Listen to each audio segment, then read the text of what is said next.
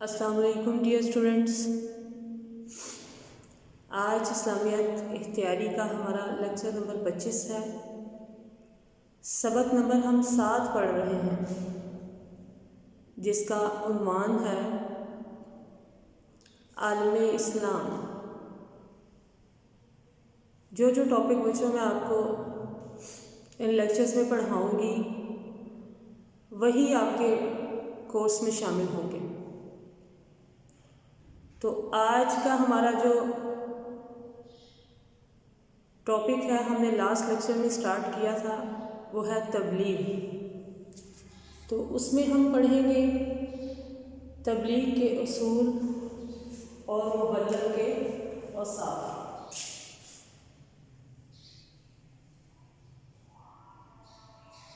تبلیغ کے اصول اور مبلغ یعنی تبلیغ کرنے والے کے اوصاف۔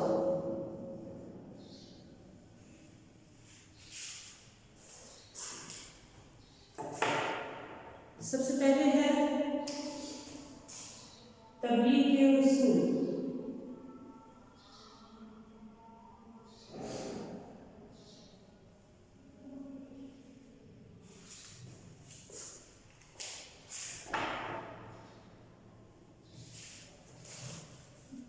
تبلیغ کو زیادہ سے زیادہ پر اثر، کامیاب اور مؤثر بنانے کے لیے جو داعی یعنی دعوت دینے والا مبلغ ہے، تبلیغ کرنے والا ہے، اس کو چند اصولوں کو مد نظر رکھنا چاہیے۔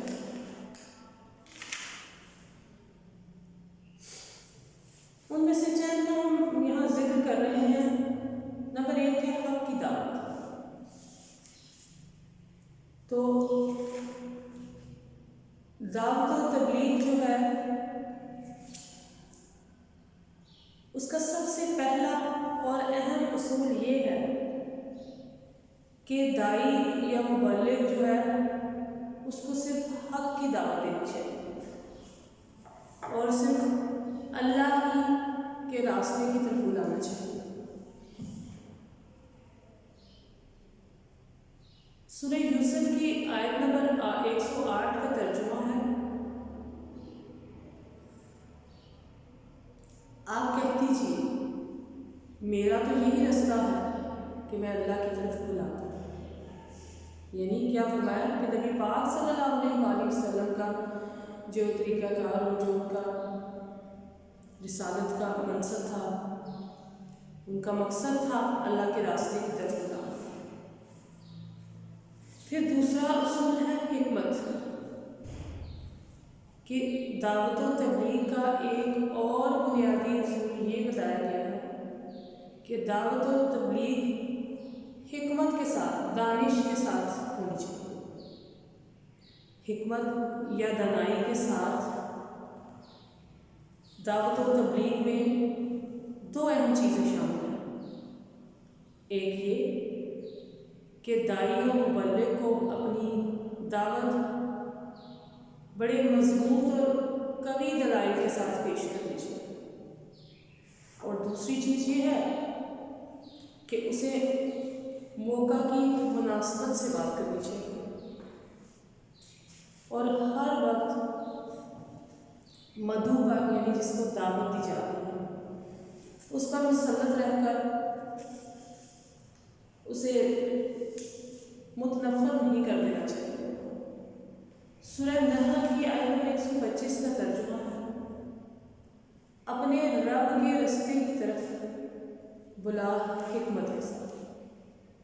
یعنی قرآن پاک میں بھی یہ فرمایا ہے کہ دعوت و تبلیغ کے معاملہ میں جو ہے وہ حکمت اختیار کی جائے۔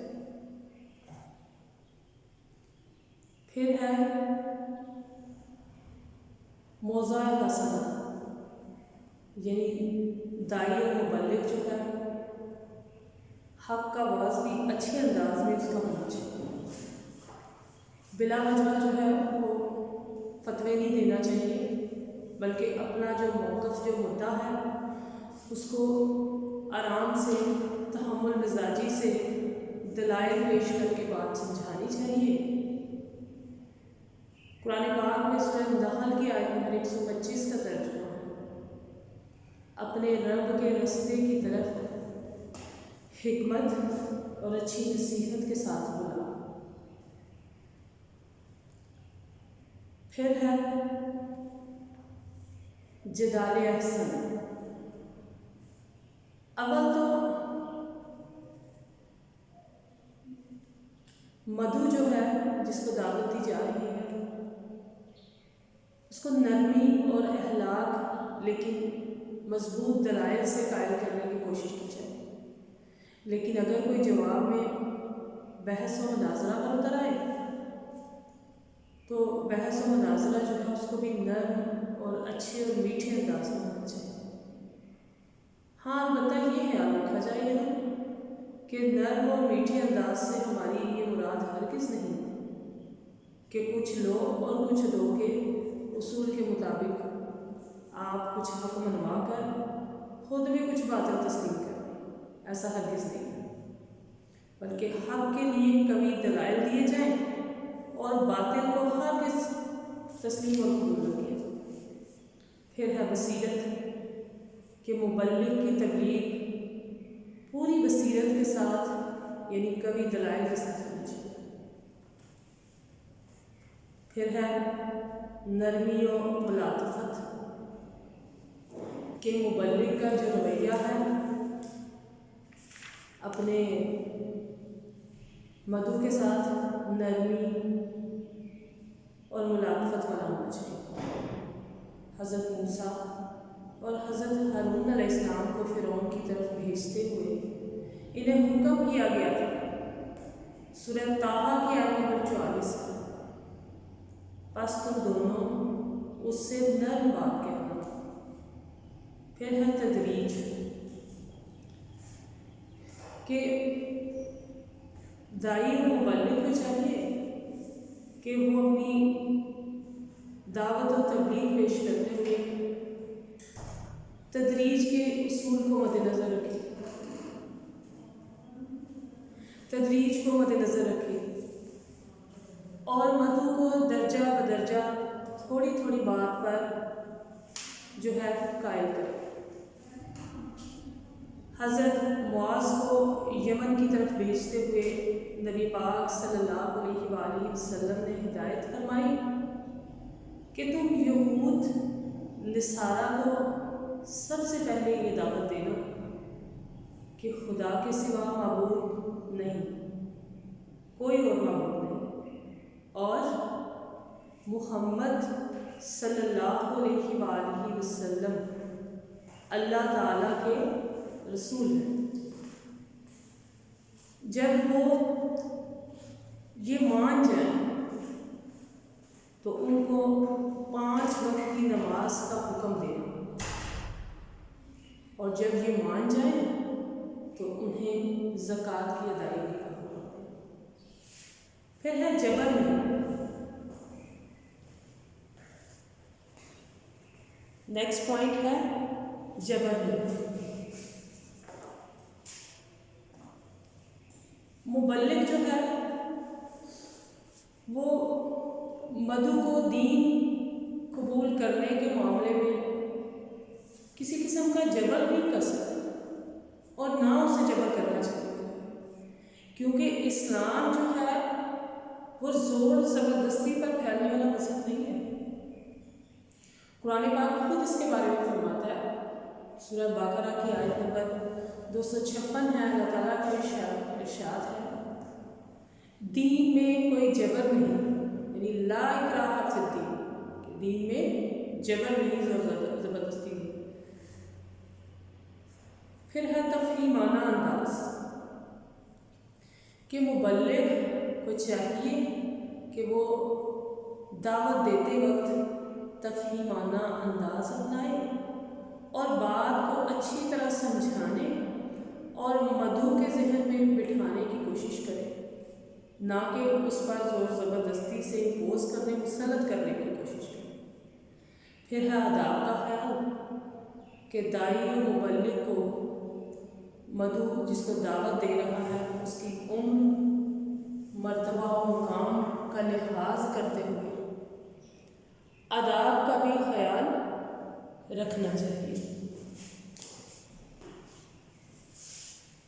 اگر اپنے سے کسی بڑے کو سمجھا رہا ہے تو اس کی بزرگی کا احترام کرتے ہوئے بات کریں، اور اگر کسی چھوٹے کو سمجھا رہا ہے تو شفقت اور مہربانی والا جو ہے وہ لہجہ اور انداز ہوتا ہے۔ پھر ہے نفسیات کا لحاظ کہ داعی اور مبلغ جو ہے اس کو اپنے مدعو کی، جس کو وہ دعوت دے رہا ہے، اس کی نفسیات کا بھی خیال رکھنا چاہیے، اور اس کے ذہنی رجحان اور ذہنی سطح کا خیال کرتے ہوئے اس کے مطابق اس سے بات کرنی چاہیے۔ پھر ہے آسانی اور بشارت کہ داعی اور مبلغ کو چاہیے کہ وہ مدعو کے لیے مشکلات اور دوری نہ پیدا کرے، بلکہ آسانی اور خوشخبری کا انداز اپنائے، ڈرانے دھمکانے والا انداز نہیں بلکہ آسانی اور خوشخبری والا انداز اپنائے۔ نبی پاک صلی اللہ علیہ وآلہ وسلم کا ارشاد ہے، خوشخبری دو اور متنفر نہ کرو، اور آسانی کرو اور تنگی نہ کرو۔ پھر ہے تالیف قلوب کہ دعوت و تبلیغ کے سلسلے میں تالیف قلوب کی بہت زیادہ اہمیت ہے۔ اس کا مطلب ہے کہ نئے مسلمان ہونے والوں سے کچھ مالی تعاون وغیرہ کر دیا جائے۔ ایک بدو نے نبی پاک صلی اللہ علیہ وآلہ وسلم سے بکریاں مانگی۔ آپ صلی اللہ علیہ وآلہ وسلم نے بکریوں کا پورا ریوڑ اس کو دے دیا۔ اپنے قبیلے میں جا کر وہ یہودی کہنے لگا، بھائیو اسلام قبول کر لو، محمد صلی اللہ علیہ وآلہ وسلم اتنا دیتے ہیں کہ مفلسی کا ڈر نہیں رہتا۔ پھر ہے مدعو سے لگاؤ کہ داعی و تبلیغ کو اپنے مدعو سے مناسب حد تک رابطہ بھی رکھنا چاہیے۔ صرف ایک دفعہ کسی سے مل کر اسے نیکی کی دعوت دینا اتنا کافی نہیں ہوتا، اور اس قدر کسی کے پیچھے بھی نہیں پڑ جانا چاہیے کہ وہ چڑ کر جو ہے متنفر ہو جائے۔ پھر آ جاتا ہے نیکسٹ پوائنٹ ہے جدید وسائل کا استعمال، کہ دعوت و تبلیغ کے سلسلے میں جدید اور نئے جو وسائل ہیں، ذرائع ہیں، ان کو بھی استعمال میں لانا چاہیے، اس میں کوئی مزاح نہیں، اور جس حد تک ممکن ہو سکے ان سے زیادہ جو ہے وہ فائدہ اٹھانا چاہیے، ان کا استعمال کرنا چاہیے۔ جس طرح سے آج کل جو ہے ٹیلی ویژن ہے، موبائل ایپس ہیں، انٹرنیٹ ہے، کمپیوٹر ہے، تو اس کے ذریعے ایک مبلغ جو ہے وہ دور بیٹھ کر بھی لوگوں کو جو ہے اسلام کی طرف راغب کر سکتا ہے، دعوت و تبلیغ کا کام جو ہے وہ کر سکتا ہے۔ تو ان ذرائع کا استعمال بھی کرنا چاہیے۔ پھر ہے مشاورت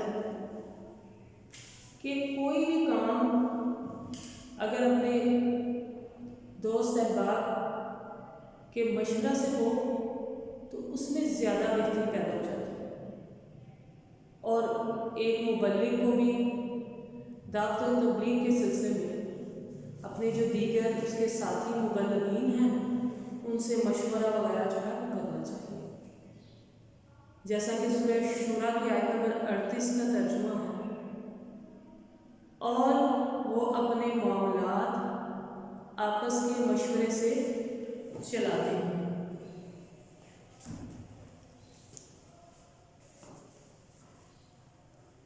تو اسٹوڈنٹس، آج ہم جو ٹاپک عالم اسلام میں پڑھ رہے تھے وہ تھا تبلیغ اسلام، تبلیغ کے اصول اور مبلغ کے اوصاف، اور ان میں سے آج ہم نے تبلیغ کے جو ہیں وہ اصول پڑھے ہیں۔ نیکسٹ لیکچر میں انشاءاللہ ہم مبلغ کے اوصاف پڑھیں گے۔ تو آج کا ہمارا لیکچر یہیں اختتام پذیر ہوتا ہے۔ نیکسٹ لیکچر میں انشاءاللہ پھر حاضر ہوں گے۔ اللہ حافظ۔